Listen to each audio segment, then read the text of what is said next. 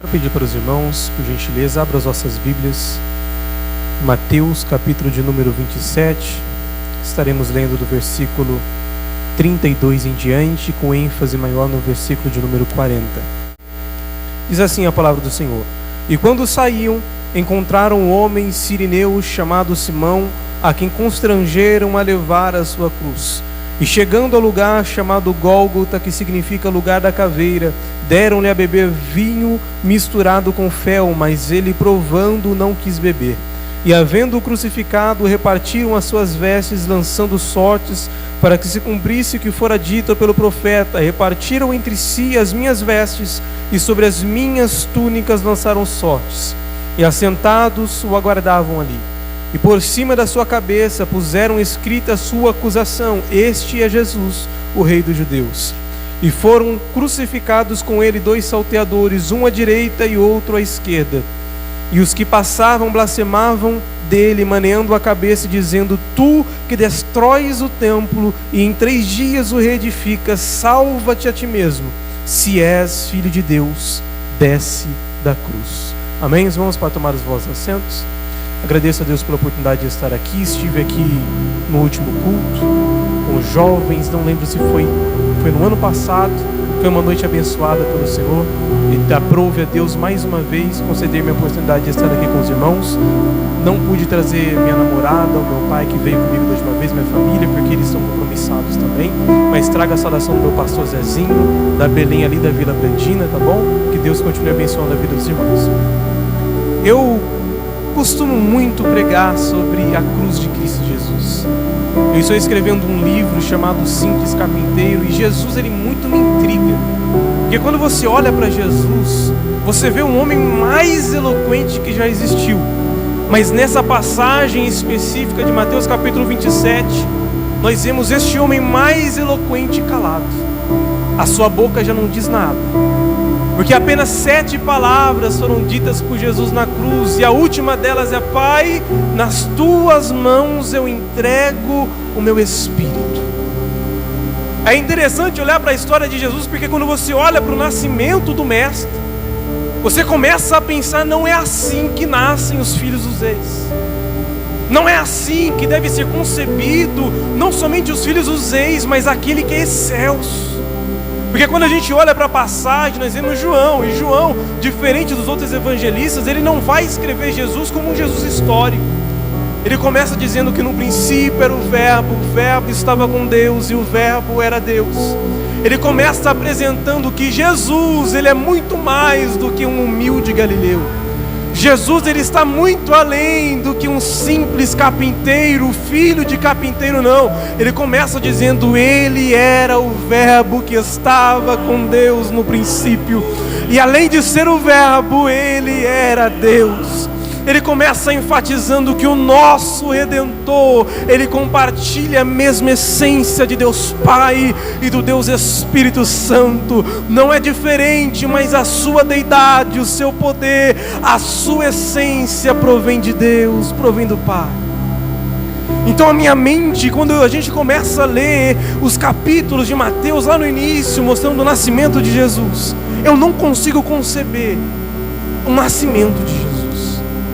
Porque Jesus, outrora, Filipenses capítulo 4, se não me engano, ou capítulo 5, ele começa descrevendo, dizendo: haja em vós o mesmo sentimento que houve também em Cristo Jesus, que sendo Deus, não usou por usurpação o ser igual a Deus, mas antes esvaziou-se de si mesmo, assumindo figura de servo, e reconhecido em figura humana, foi fiel até a morte, e morte de cruz.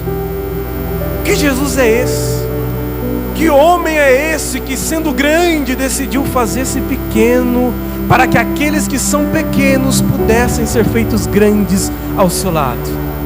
Que homem é esse que, estando no seu apogeu, na sua plenitude, no seu trono, cuja a base está descrita aqui, a santidade e juízo, mas ele decide esvaziar-se de si mesmo, da sua divindade, sair de cima do seu trono para descer ao mundo, e estando pequeno no mundo, nascer em uma manjedoura. Porque a gente muito fala sobre Maria, Maria agraciada entre as mulheres. A Igreja Católica pega isso como um eufemismo e começa a dizer que Maria era mãe de Deus, mas ela apenas concebeu aquele que em carne fez verbo e fez pecado por nós. Era uma mulher justa sim, mas nós não podemos endeusar Maria e nos esquecemos de José. Porque José também teve um papel importante. Foi pai do filho unigênito de Deus. Porque quando você olha para a Bíblia, você vê José sendo governador do Egito. Você vê que a Moisés foi confiado o povo de Deus. Você vê que a Davi foi confiado o trono quando ele era pastor de ovelhas. Você vê que a Elias foi confiado a palavra de Deus, a ponto dele abrir a sua boca e o fogo do céu descer sobre o altar e consumir a água que estava sobre ele. Mas a José, meu irmão, foi confiado o filho unigênito de Deus. A José foi confiado o autor da existência. A José foi confiado o Rei dos Reis, Senhor dos Senhores, aquele que está acima do tempo, com o seu trono entronizado entre os querubins, aqueles que é adorado continuamente, dizendo: Santo, Santo, Santo é o Senhor dos exércitos. Consegue entender porque a história de Jesus é loucura aos nossos olhos? Porque quando nascem o Filho dos Reis, sabe como ele é concebido? É com ouro, em berço de ouro, adornado de suntuosidade. As pessoas se curvam e se alegram. A festa na terra quando os filhos dos reis nascem. Mas quando Jesus nasce, José tem que ir de porta em porta procurando um lugar, porque a sua esposa, a sua mulher está grávida e a ponto de ter um filho. E agora eu quero que você imagine a cabeça daquelas pessoas. É o Filho de Deus que vai nascer. Sabe, não é um homem, não é apenas um libertador, é o Messias que nós aguardamos até agora. Sabe por quê? Porque lá no monte, quando Abraão levantou o cutelo para sacrificar Isaac, uma voz bradou do céu dizendo: Abraão, Abraão, não faças tal. Olhe para trás e veja amarrado entre os matagais um carneiro. Só que antes de eles chegarem neste ponto, Isaac olha para o seu pai com o coração contrito e fala: Pai, eis aqui a lenha, eis aqui tudo que está sendo preparado para o holocausto, mas aonde está o cordeiro? Essa pergunta reverbera ao longo da história do Antigo Testamento. O povo vai para o Egito, mas o cordeiro ainda não se manifestou. O povo vive debaixo de perseguição, vê o mar se abrindo, vê a nuvem cobrindo eles durante o dia, uma coluna de fogo, mas aonde está o cordeiro? Chegam na terra Canaã, que é a terra prometida por Deus, vivenciam coisas inefáveis, mas o cordeiro ainda não se manifestou. Ainda não se manifestou. Mas agora José está olhando e falando: eis aqui o Cordeiro de Deus. Eis aqui o Filho unigênito de Deus, aquele que foi prometido pelos profetas, aquele que o próprio Deus fez uma profecia em Gênesis capítulo 3, versículo 15, dizendo que da semente da mulher eu vou levantar um que não vai apenas pisar, mas ele vai esmiuçar, ele vai esmagar a cabeça da serpente. Oh, Ramanagassébia. Gênesis capítulo de número 12, ele olha para Abraão dizendo: olha, através de ti serão benditas todas as famílias da terra. Por quê? Porque da sua descendência, Abraão, há de vir aquele que é prometido das nações, há de vir o meu filho amado Jesus Cristo. Como você não me negou o seu único filho, eu também não me negarei aquele que me pertence a vós. E agora ele bate de porta em porta dizendo: tem espaço para Jesus. E quando ele chega na hospedaria, ao contrário do que a gente está pensando, é uma casa grande, com vários quartos, e havia um espaço onde as pessoas entravam tipo num galpão, um salão como esse, e cada um montava a sua tenda e ficava ali instalado. Mas quando José bate na porta, existe espaço. Minha mulher está prestes a conceber. Mas o dono da hospedaria mal sabia quem estava pedindo para entrar. Ele nem sabia que era o Filho de Deus que estava pedindo para entrar na hospedaria. Eu imagino José com seu coração contrito: é tempo de nós entrarmos, nós precisamos nos cuidar, porque estamos de viagem. mas ele diz: não tem espaço, a hospedaria está cheia. Quantas pessoas estão fazendo como esse homem e não estão sabendo que estão rejeitando Jesus para entrar na hospedaria? José está batendo na porta, Jesus está batendo na porta e dizendo: deixa eu entrar. Mas aí tem gente dizendo: já não tem mais espaço, já está cheio. Então José sai, ele encontra um lugar, mas agora era uma estrebaria, era junto aos animais. E talvez Maria olhasse para José e falasse: tá bom, como tá bom? É o Filho de Deus, como isso tá bom para ele? É junto com os animais. Ele vai mesmo anunciar o seu trono de glória por uma manjedoura. Então a Maria entra, fica ali junto com os animais, com os panos encobrindo aquele momento, as mulheres lá dentro, as parteiras lá dentro, José talvez do lado de fora, ao lado de um homem, de vários homens, esperando a notícia. Quando de repente ouve-se um grito: a criança nasceu. Talvez viraram para José e disseram: parabéns, já nasceu. Jesus nasceu. Ele nasceu, ele nasceu. Talvez não nasceu para muitos, porque muitos vão comemorar a Páscoa daqui a pouco, vão comemorar o Natal no final do ano, como se Jesus tivesse nascido naquele momento. Mas Jesus nasceu para mim, quando eu estava caído naquele chão, e Ele estendeu a minha mão. Ali Jesus nasceu. Jesus nasceu para você quando você estava longe. Com a sua voz Ele disse: vinde a mim, todos que estáis cansados e sobrecarregados, e eu vos aliviarei. Ali Jesus nasceu. Não foi como os filhos dos reis, mas quando Jesus nasceu, eu imagino Deus no céu olhando. Os anjos não se aguentaram, porque eles desciam, bailavam, sacudiam, e eles diziam: Ele nasceu, Jesus nasceu. Os pastores olham de longe e não entendem, porque anjos que são invisíveis estavam bailando, porque Jesus havia nascido. Assim não nascem os filhos dos reis, mas o meu Jesus nasceu na terra, porque o seu trono estava entronizado no céu, e Ele estava vindo para buscar um povo que estava longe, ferido, machucado, sobrecarregado, dizendo: eu nasci e vou te levar para onde você tem que estar. Aleluia, aleluia.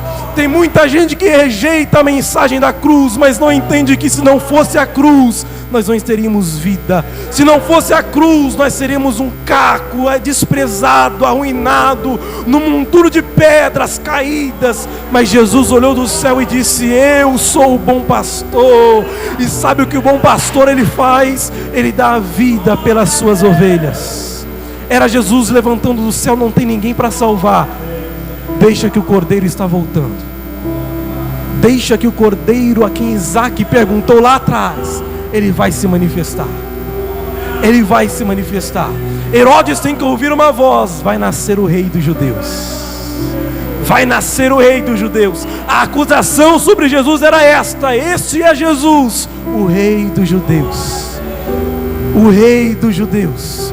Herodes vai dizer: mas vai, e quando vocês o encontrarem, me fale, porque eu também vou adorar. Só que os magos vão e não voltam mais. Jesus nasceu, a esperança nasceu, aquele que foi prometido por Deus já nasceu, já está de pé. E eu quero dizer para você que isso não foi um plano que veio de Deus e pegou Deus de súbito, porque o homem caiu, experimentou aquilo que chamamos de depravação total. A imagem de Deus no homem, que chamamos de imagodeia, agora estava corrompida e o homem estava caído. Aquele que estava de pé no jardim por causa da desobediência, agora se encontra caído fora dele. Por meio do primeiro homem, o pecado entrou no mundo, e com o pecado todo tipo de dor, que é precursora do caminho para a morte, e não uma morte somente física, mas espiritual. O homem estava abraçado com aquela inércia da alma, que não poderia nem mesmo se levantar e olhar para as entradas eternas do Éden, que foram fechadas contra ele, porque o caminho estava oculto. Mas quando Jesus se manifesta lá na frente, sabe o que ele vai dizer? Eu sou o caminho. As entradas eternas foram fechadas, mas eu sou o caminho. Que caminho, Tiago? O caminho que nos leva a Deus. o caminho que nos leva para o Éden, o caminho que nos leva para as entradas eternas. Eu sou o caminho, eu sou a verdade e eu sou a vida. Apocalipse capítulo 13, versículo 8 vai dizer: eis aí o Cordeiro que foi morto desde a fundação do mundo. Foi desde a fundação do mundo. 1 Pedro capítulo 1, versículo 20 vai nos apresentar aquele que foi conhecido com efeito desde a eternidade, mas ele foi manifestado no fim dos tempos por amor a vós.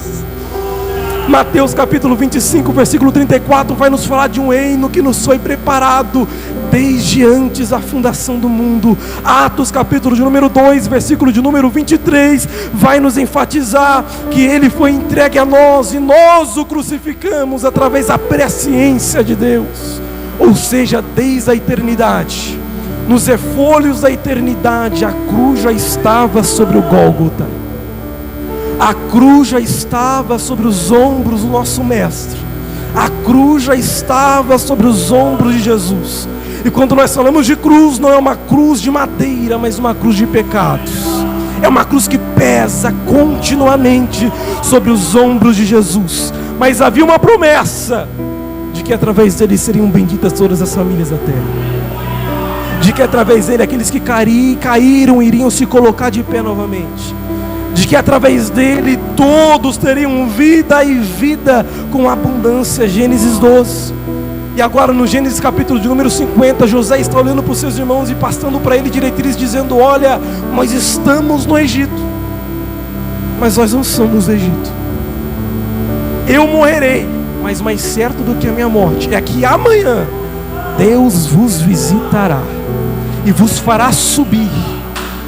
Eu quero que você entenda, estavam no Egito, era um povo escolhido por Deus, mas o destino era Canaã.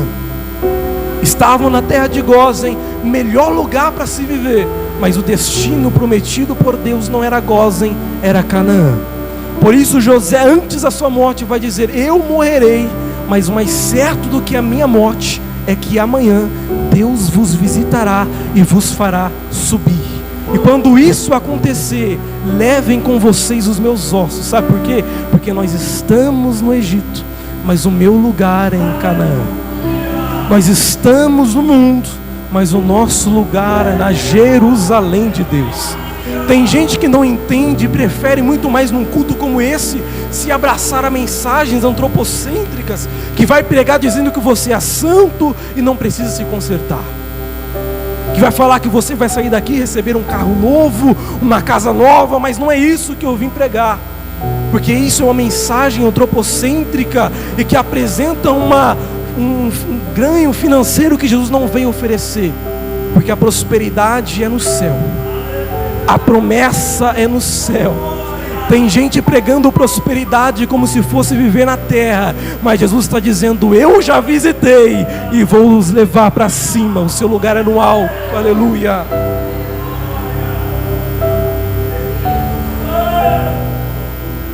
Aleluia, Jesus. Foi prometido desde o Antigo Testamento.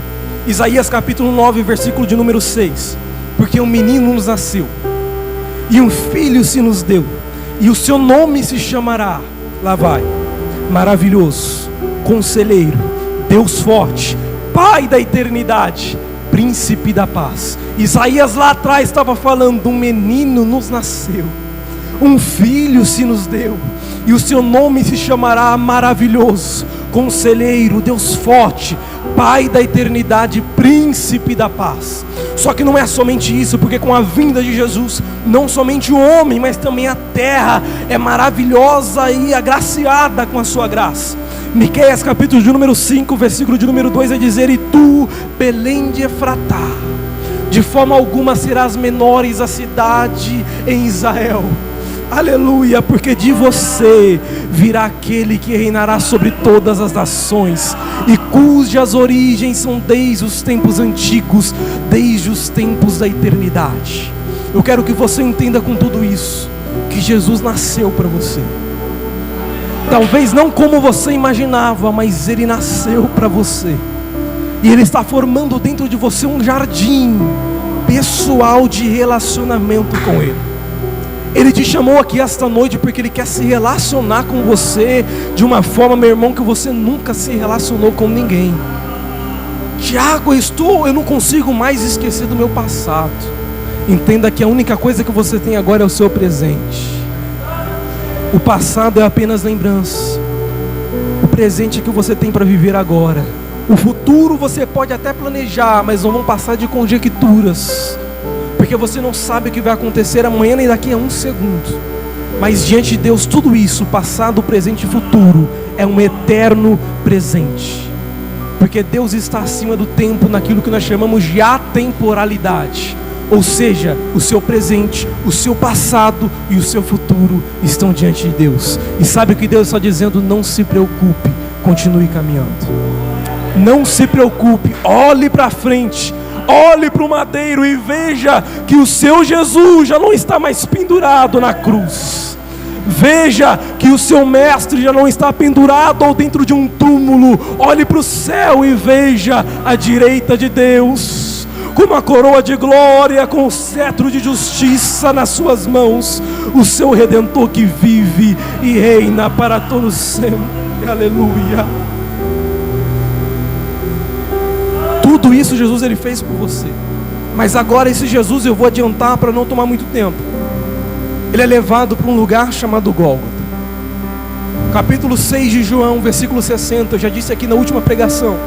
Muitos dos seus discípulos olharam para Jesus e disseram: duro é esse discurso, quem o pode ouvir? No versículo 66, muitos dos seus discípulos o abandonaram e já não andavam mais com ele. Isaías capítulo de número 53, se vocês se lembrarem, vai dizer: quem deu crédito à nossa pregação e a quem se manifestou o braço forte do Senhor? Porque subiu perante ele como uma raiz de uma terra seca, não havia nele formosura alguma para que o adorássemos. Mas era um homem rejeitado, mais rejeitado entre todos, homem de dores e que sabe o que é padecer perseguição. Pelas suas pisaduras nós somos sarados, e dele não fizemos caso algum. Mas sobre ele estavam as nossas dores e as nossas enfermidades. O castigo que nos traz a paz estava sobre ele. E como um cordeiro mudo perante os seus tosqueadores, ele não abriu a sua boca. Ele permaneceu calado diante dos seus adversários. Isaías enfatiza: não havia formosura para que o adorássemos. Existe um hino que diz: ah, Jesus era belo, mas o seu rosto era semelhante a nós, eu te provo isso. Para Jesus ser entregue para ser crucificado, o seu discípulo amado, Judas, teve que lhe dar um beijo no rosto para poder diferenciá-lo dos seus irmãos. Como nós saberemos quem é Jesus? Aquele a quem eu beijar. Judas dá um beijo e o entrega para ser crucificado. Quando os homens falam: você é Jesus, ele vai responder: eu sou. Neste momento os homens tombam, a terra treme, porque esse eu sou de Jesus era o mesmo eu sou que Moisés ouviu na sarça. Eu sou o que sou. Será que você entende que Jesus estava acima de todas as coisas? E ele tinha acabado de suar sangue no Getsêmani, naquilo que nós chamamos de hematidrose, que é um fenômeno raríssimo que acontece em condições excepcionais. O sangue se mistura com suor e escorre por todo o corpo até a terra. E sabe qual era a oração de Jesus? Pai, aonde eu estiver, eu quero que eles estejam também. Aqueles que ainda não me viram, mas irão me adorar. Aqueles que não andaram comigo, mas vão exaltar o meu nome. Eu quero que aonde eu estiver, eles estejam também. E para onde eu vou? Hoje vocês não podem saber, mas saibam que na casa de meu Pai há muitas moradas. Se não fosse assim, eu vou-lhe teria dito: eu vou vos preparar lugar, e eu voltarei uma vez mais para vós. Jesus foi entregado para ser crucificado. De todos os discípulos corajosos, somente Pedro estava dentro daquele lugar. Caifás não se manifestou. Jesus foi vendado, esbofetearam Jesus e lhe disseram: se tu és mesmo profeta, me diga quem foi que te bateu. Jesus permaneceu calado. Diante das acusações, Jesus permaneceu calado. E quando Herodes olha para Jesus, tentando de toda forma matar aquele homem: tu és o Cristo, você o diz, você que está dizendo. Mas agora esse Jesus esbofeteado é amarrado num tronco e acontece aquilo que nós chamamos de chicoteamento romano. O chicote está cheio de pedras, de pedregulhos e ossos. E aquele chicoteamento é tão terrível que a história nos diz que os órgãos internos davam para ser vistos de longe. E Jesus passa por tudo isso. Muitas pessoas morriam ali no madeiro, mas Jesus não. Agora Pedro de longe, alguém chega em Pedro e fala: você se parece com ele, você conhece ele? Eu não conheço Jesus. Por 3 vezes, em uma das 3 vezes, Pedro chega a jurar que não conhecia Jesus. Pedro disse: Senhor, aonde o Senhor for, nós iremos junto. Aonde o Senhor pisar, nós pisaremos. O Senhor não vai morrer naquela cruz. Porque Jesus havia dito que como Moisés levantou a serpente no deserto, era necessário que ele fosse levantado no madeiro. Por quê? Para que todo aquele que nele crê não pereça, mas tenha vida eterna. Para que todo aquele que olhar para Jesus no madeiro possa ver a luz do mundo brilhando entre os homens, chamando para perto aqueles que estão caídos. Só que Pedro negou e o galo cantou. No momento que o galo canta, Jesus olha para Pedro, seus olhos fitam nos olhos de Pedro. Era como se uma espada estivesse atravessado o peito de Pedro. E talvez Pedro se lembrando: eu disse que morreria com ele, eu disse que eu iria com ele, mas eu neguei 3 vezes. E juramento é coisa séria, e eu jurei que eu não conhecia o Jesus, o meu mestre. Mas Jesus, diante da dor, ele olha para Pedro, e era como se ele estivesse dizendo: Pedro, tu me negou, Pedro, como eu disse que me negaria. O cálice que eu estou bebendo agora não é para vocês, mas vocês beberão. Todos vocês morrerão por causa do Evangelho, por causa da mensagem da cruz, que é loucura para os homens. Mas era como se Jesus estivesse dizendo: você me negou, mas eu ainda te amo do mesmo jeito e da mesma maneira que eu sempre te amei. Pedro, espere por 3 dias, porque o templo que será destruído eu reconstruirei novamente. Aramanagacébia, este corpo que agora vocês veem sendo destruído, em 3 dias, Pedro, em 3 dias eu ressuscitarei e voltarei para vós, e voltarei. Espera, Pedro. Enquanto Judas, no meio da traição, ele se entristece e se mata, Pedro se arrepende e chora, porque ele sabe que errou, mas Jesus estava dizendo: persevere, porque a minha graça te alcança, porque na cruz eu vou manifestar a redenção para os teus pecados e para as suas dores. Espera um pouco mais. Pilatos pega Jesus e coloca esse Jesus com a sua costa em carne viva, ao lado de um pecador aglutinador chamado Barrabás, que era mais alto e mais corpulento de Jesus. E até neste momento Jesus está operando milagres, porque era para Barrabás ser crucificado. Mas aí Pilatos pergunta: quem vos quereis que eu vos solte, a Barrabás ou a Jesus chamado Cristo? Solte-nos a Barrabás e crucifica Jesus. Por 3 vezes ele pergunta, e a pergunta mais solene da história é: o que farei então com Jesus chamado Cristo? Crucifica. Não era um povo diferente, era o povo que foi curado por ele, é um povo que foi libertado por ele, é um povo que ouviu a sua voz, é um povo que às margens do Rio Jordão, enquanto muitos perguntavam: onde está o Messias, aonde está o Cordeiro, ouviram João Batista dizendo: a voz que clama no deserto, estava dizendo: eis aí o Cordeiro de Deus, que tira todo o pecado do mundo. Mas agora estava olhando para o Cordeiro dizendo: imola o Cordeiro na nossa frente. Pilatos lava as suas mãos dizendo: eu estarei liberto deste sangue. A mulher de Pilatos fala: eu sonhei com ele e ele é um homem justo. Mas mesmo assim aquilo prossegue. A multidão feroz olhando para Jesus dizendo: crucifica-o. E agora Jesus sai da Fortaleza Antônia num percurso de 600 metros até o Gólgota, numa rua de terreno irregular cheia de pedras, e ele está descalço, com as suas costas em carne vivas, com a cruz pesando em seus ombros, e ele caminhando. E aí tem pregador que vai dizer que Jesus caiu, mas Jesus não caiu. As suas pernas podiam estar bambas, mas ele não caiu de joelhos no chão. Jesus continuou caminhando, e Lucas ele vai dizer que formou-se um corredor humano. As mulheres batiam no peito, porque não acreditavam que aquele era o mestre a que eles conheceram. Era a Páscoa, como será daqui a alguns dias. E as pessoas estavam ali de todas as cidades circunvizinhas para ver o homem mais eloquente que já existiu. Mas como Isaías disse, ele estava calado. Talvez os cegos olhando para Jesus dizendo: eu não consegui enxergar, mas ele me curou, e agora os seus olhos estão inchados e eu não posso fazer nada por ele. Eu não consegui andar, mas agora eu consigo, porque ele me salvou, mas agora a cruz está impossibilitando os seus passos e eu não posso fazer nada para lhe salvar.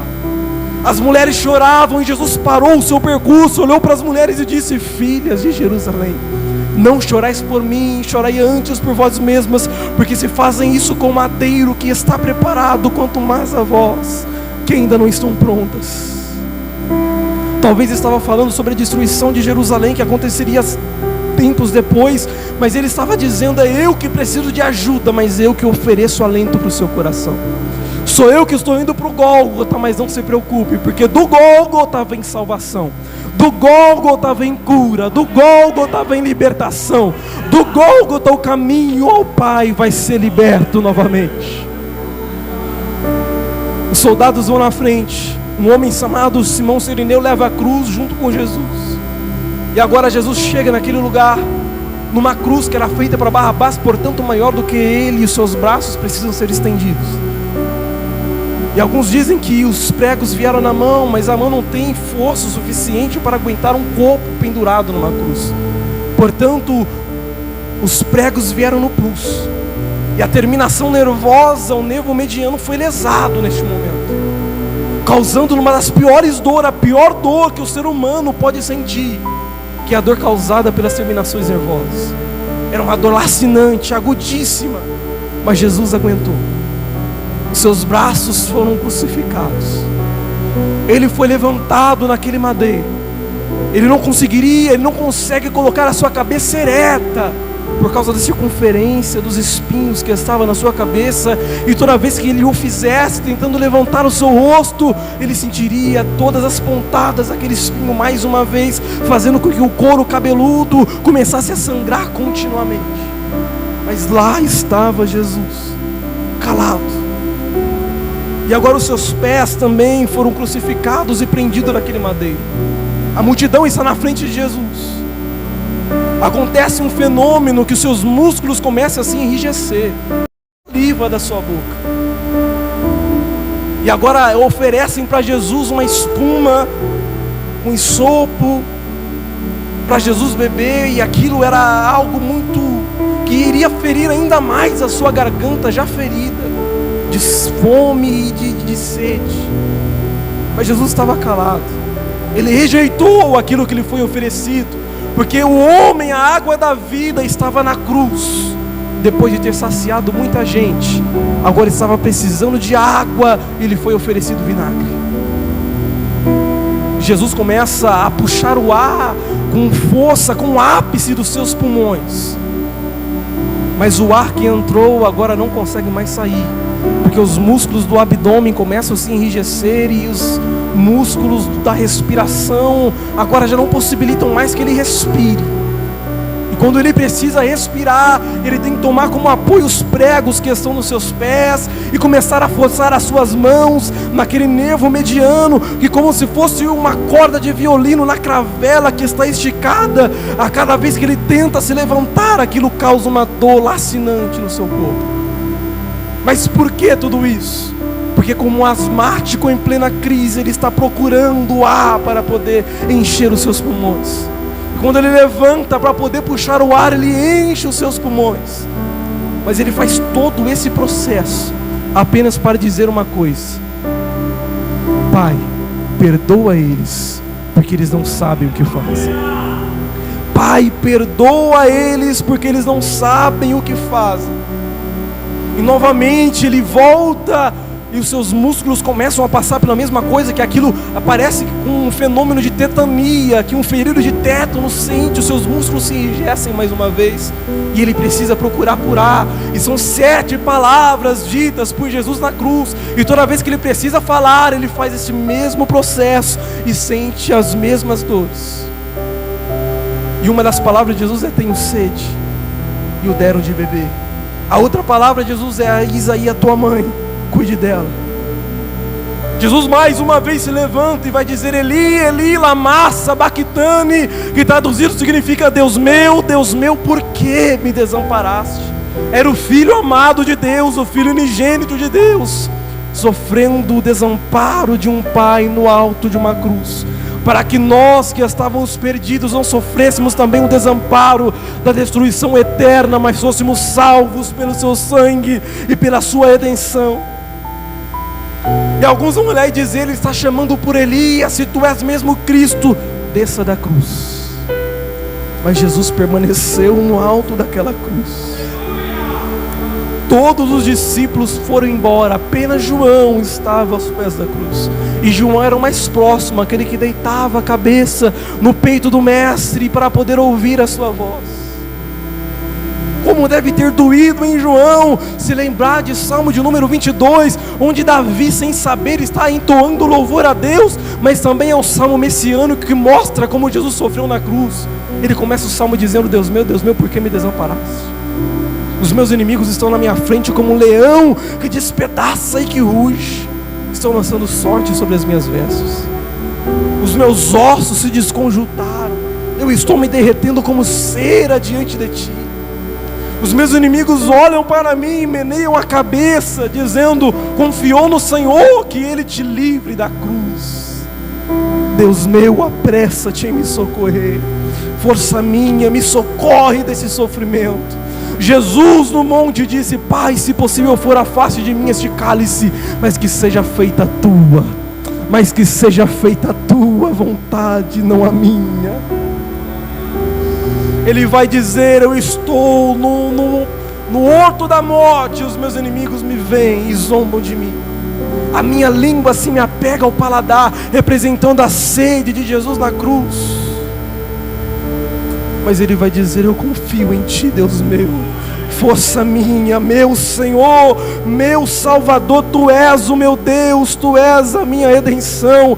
Ele vai dizer: como água me derramei e todos os meus ossos se desconjuntaram, meu coração é como cera e derreteu dentro de mim, a minha força se secou como um caco e a minha língua se me apega ao paladar, e me pusestes no pó da morte.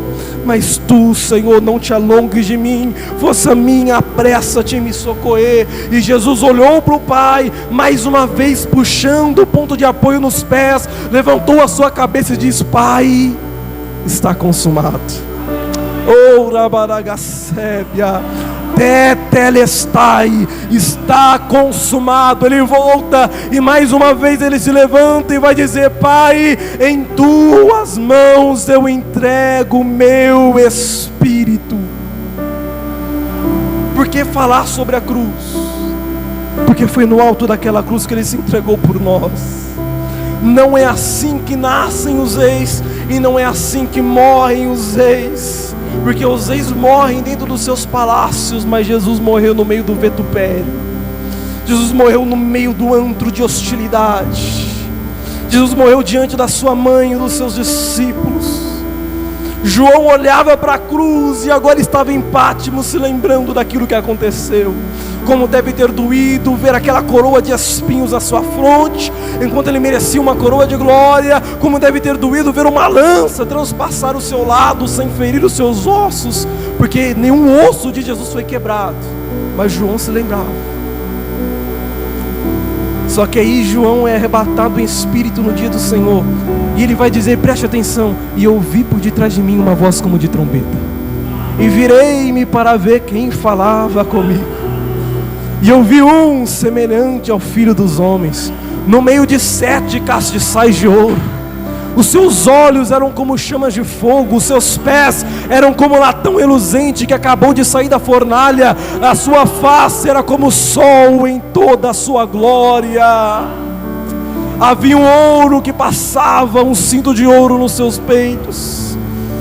O seu cabelo eram brancos como a lã e alvo como a neve, e a sua voz era como voz de muitas águas. João estava vendo o seu Cristo em toda a sua glória, em toda a sua plenitude. Paulo, ele vai dizer e vai fazer uma oferta a nós que acreditamos em Deus, dizendo: nós o conhecemos em parte, como através de um espelho sombriamente, mas eu o verei face a face. Eu conhecerei como também sou conhecido por Ele. Aleluia, Jesus. Tem gente que pensa que a cruz foi um palco de derrota, mas jovem, entenda, a cruz não foi um palco de derrota. Satanás não festejou quando Jesus estava na cruz. Ele se entristeceu e chorou no inferno, porque sabia que Deus havia dito que aquele que pisaria na cabeça da serpente seria o seu Filho amado Jesus Cristo. No alto daquela cruz, Jesus morreu, mas ao terceiro dia, como um leão, ele ressuscitou novamente.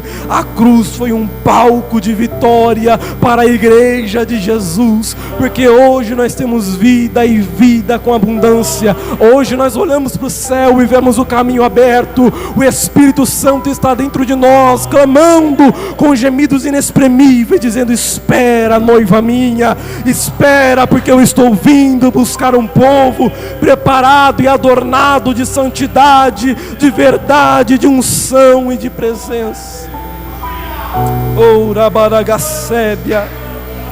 Paulo, no capítulo 15 de 1 Coríntios, vai estar dizendo que Satanás, os seus anjos e a morte estarão olhando para o céu e vendo um povo subindo, não mais num corpo corruptível pela vida, mas com as vestes confeccionadas pelo próprio Deus, vestes brancas como a lã, um corpo incorruptível, onde não vai ter pecado. E esse povo vai subir, e no momento que esse povo subir, eles ouvirão uma voz dizendo: vinde, benditos de meu Pai, para o reino que vos está preparado desde a fundação do mundo. Você se lembra? Eu disse que eu iria, mas eu voltaria para vós. Chegou a hora, chegou o momento, já está tudo preparado. Os bois e cevados foram mortos, vinde, as bodas está aberto novamente. Jesus morreu na cruz, mas aí acontece aquilo que foi dito em Salmo de número 24: quem subirá ao monte santo do Senhor? Aquele que é puro de mão e puro de coração. E foi ouvida uma voz quando Jesus apareceu diante de Deus com um corpo de homem, mas agora justificado. Talvez os anjos disseram: levantai, ó portas, vossas cabeças. Aleluia. Lembra das portas que foram fechadas no Éden? Agora ele se apresenta diante delas. Não é mais o Éden, a nova Jerusalém de Deus. E ele vai dizer: levantai, ó portas, vossas cabeças, levantai-vos, ó portais eternos, para que entre o Rei da Glória. E alguém pergunta: quem é este Rei da Glória? É o Deus forte, é o Deus poderoso na guerra. Ele é o Rei da Glória. As portas se abrem, a arca de Deus volta para Jerusalém celestial. Uma mesa está posta diante deles. E agora a noiva está subindo assúmpita aos céus, adornada, e toda lágrima foi enxugada de seus olhos, todo sofrimento já não existe mais, e o próprio Jesus vai recepcionar, dizendo: vem para dentro. Existe lugar na mesa da graça para cada um de nós. Existe lugar para você que chorou, existe lugar para você que foi humilhado. Eles disseram que você era paralítico, mas agora olha e anda pelas ruas de ouro. Era paralítico no mundo, mas aqui vai andar em ruas de ouro, vai tocar os muros de jaspe, vai ver o que os olhos não puderam ver, vai ver a glória do Filho unigênito do Pai, assentado num trono que nem os reis tiveram na terra, mas eu tenho no céu. E Satanás vai ouvir a voz de Jesus dizendo: onde está a morte, a tua vitória? Aonde está o inferno, o teu aguilhão? Porque tragada foi a morte pela vitória. E aqui eu encerro a minha mensagem pedindo para você: guarde a chama que existe dentro do teu coração. Jesus morreu, e quem aqui se lembra dos discípulos a caminho de Emaús? Jesus, ainda no seu corpo transformado, ele está caminhando com discípulos que ouviram falar do que aconteceu. Jesus conversava com eles o que aconteceu e ia conversando com eles durante o caminho. Foi para a casa deles, partiram o pão, cearam, e quando Jesus repartiu o pão, eles foram comer. Jesus já não estava mais à frente deles. Eu imagino o coração daqueles homens. Nós não vimos, mas nós andamos com ele. Nós não o vimos na cruz, mas a caminho de Emaús ele estava ao nosso lado. E aí eles começam a olhar um para o outro e dizer: será que o seu coração não se enchia de alegria quando ele falava? Será que o seu coração não ardia? Você não sentia vontade de pular e não sabia de onde vinha aquela alegria quando ele falava? Ele falava do quê? Ele falava da sua palavra. Da sua palavra. Jovem, eu aqui profetizo algo para a tua vida. O que Deus tem preparado para você é muito maior do que você está experimentando. Só o fato de você estar aqui esta noite, numa noite de sábado, às vezes tentado a ficar em casa, a sair para algum lugar, você rejeitou tudo isso para estar na presença do Senhor. Ele já nasceu para você. Ele já morreu por você. Ele já se entregou na cruz e está ao lado de Deus.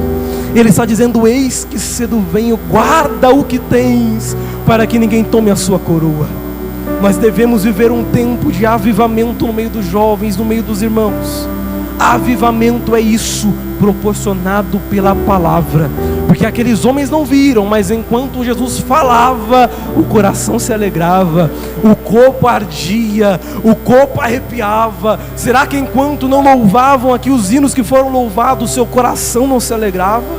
A chama do Espírito Santo não sacudia dentro de você, te fazendo lembrar que você não era nada, era um monte de monturo, era como a terra no princípio da criação, porque havia trevas sobre a face da terra, mas Deus não julgou e não desprezou o caos, mas Ele olhou para o caos e Ele disse: o meu Espírito paira sobre a face das águas.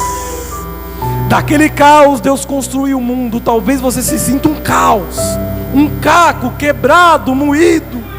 Minha família não me ouve, os meus pais não querem me ouvir, os meus amigos não andam por onde eu estou andando, mas Jesus está segurando na tua mão e está dizendo: prossiga, porque eu te ouvi, Emias, pelo meu sangue tu és meu.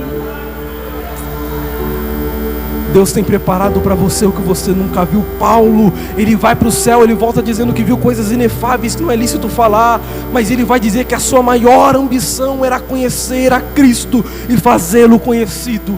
Porque não são as ruas de ouro, não são os muros de jaspe, é a glória de Jesus na eternidade. Porque o céu não seria céu se Jesus não estivesse lá.